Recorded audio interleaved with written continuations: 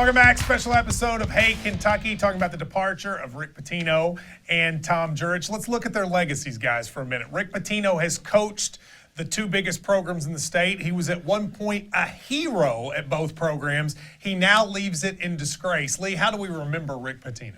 Well, a bit of irony if you think about how he came into a program that was in disarray and he rescued it. Then he goes into a legacy program and puts it into disarray. So, but his Louisville legacy is, it's going to be tainted, obviously. But, man, the guy did a heck of a job when he got there. If you think about the Final Fours and then the championship. You know, I think Rick has destroyed his legacy, and they're young people. His title at UK was 20-some years ago. They're only going to know this Rick Pitino right here, and I think that's the way most people will remember him. I wrote this last night, and I think it's correct. I think Pitino's legacy is going to be a joke. I really do, which is a shame in some ways for him because he is one of the 10 to 15 best coaches of all time. But I actually think his legacy is going to be as a person who got scandals and the sex jokes. I mean, if we're honest about ourselves, there's an entire generation of people. They don't know that Rick you're seeing right there. The Rick they know is the less than 15 seconds Rick. And Lee, I think that will be what people remember about him, especially those, say, under 40. Well, we'll see what time does down the road because, I mean, there's fondness for Jerry Tarkanian, eventually some of the coaching staff. Time heals all wounds. It does. Yeah. So we'll see what is said about him decades down the path. But right now, yeah, it's well, on a that joke. point about time heals all wounds, let's talk about Kentucky fans. Is there ever a moment that he can return to Lexington? No. When he flipped off the crowd leaving Rupp Arena the last time we saw him here, that'll be our last memory of him. I think that did it. I mean, those are the people that helped make him who he is, when he got to UK, and he's giving them the finger as he's walking off the court. But, Lee, I mean, you were here during this era. Right. I mean, there was no one more beloved than Rick Pitino in the early to mid-'90s. Absolutely. Rick Pitino, as big as Cal is, Rick was just as big at that point. Sure. And there wasn't as much media, so he was almost like this mythical figure. Right. It's amazing to think of how much that's changed. At the moment, I'm older than Drew, so barely. So I do know that you give it enough time, eventually, I think people can forget and forgive to some degree. Well, okay, on that it's not going to be a legacy moment like you brought Joe B. Hall back. I don't know. I don't know. 30 years down the road, give it a possibility. But do you think there's ever a moment where he could get a standing ovation in Rupp Arena? I think you just know that when you said back then there wasn't much media. Now these jokes are just constant. People have seen them all the time. Yeah. There's the popular Pardon My Take podcast. All they do is make fun of I don't think if people realize nationally how many, kind of cool young people podcasts like Pardon My Take. Pitino's, they make jokes every day about people outside of Kentucky, that's all he is to them. I just don't know. Would you take his banner down? No, I don't think so. I mean, because that's what he did here. That's not what he's done But there are at things Louisville. he could have done that would have led you to take his banner down, right? Well, but is this one of them? No. Not this one. Well, Drew, would you take it down? No, I mean, if Louisville already had his banner up, you might take it down there. But at Kentucky, that's up there because he won the 96 title and brought the program back from a dark time. What he's doing now doesn't affect that banner in Rupp. All right, let's talk about Jurich for a second. This is an athletic director that might be the best athletic director in the country, depending on who you ask. He transformed that program. Yeah. I mean, completely. That was a program that no one thought about in terms of as a national power, and he made it one. He got them into the ACC. They have facilities the likes of which they would have never had. He got the Yum Center built downtown. How will he be remembered?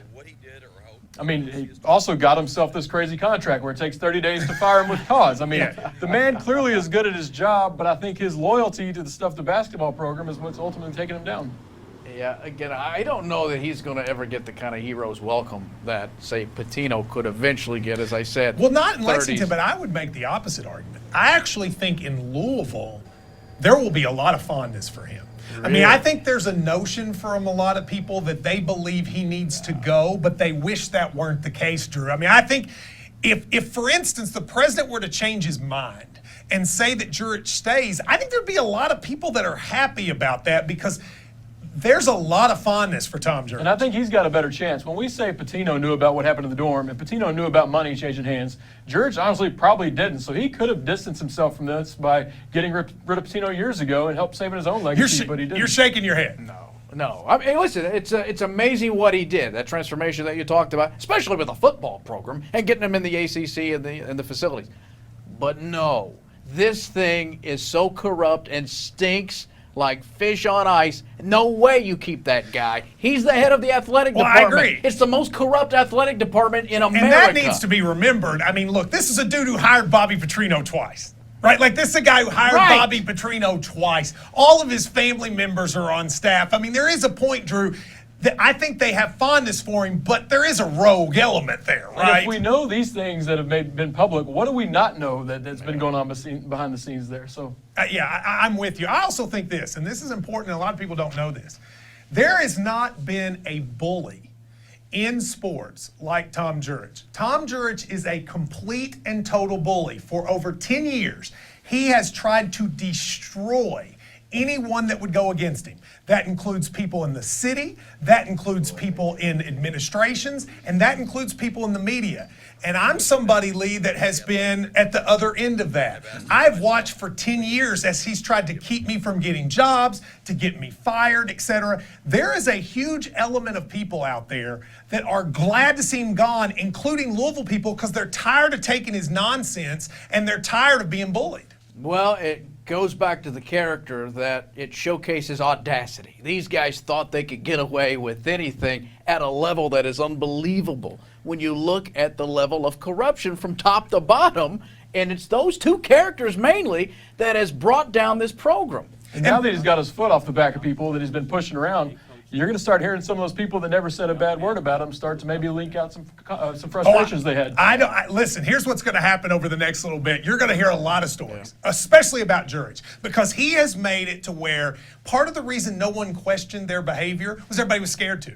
Like, I'd be the one person that would go out and say stuff, and it made my life miserable. You're going to start to hear it. Bob Valvano today said that Jurich had treated Bob Valvano, the brother of Jim Valvano, and the the color announcer for U of L basketball. Right. He said he treated me like trash.